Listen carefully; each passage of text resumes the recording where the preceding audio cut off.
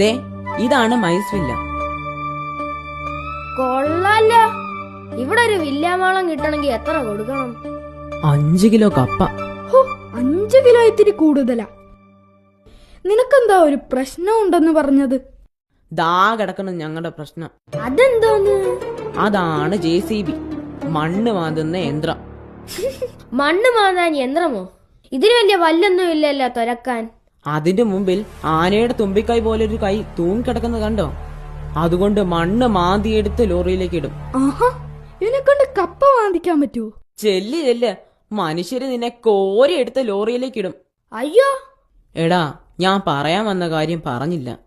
ഈ JCB വന്ന് ഞങ്ങളുടെ മൈസൂരില്ല ഇന്ന് രാത്രി മാന്തും. പിന്നെ ഞങ്ങളൊക്കെ പെരുവഴിയിലാകും. വേറെ ഒരിടത്ത് പോയിക്കൂടെ?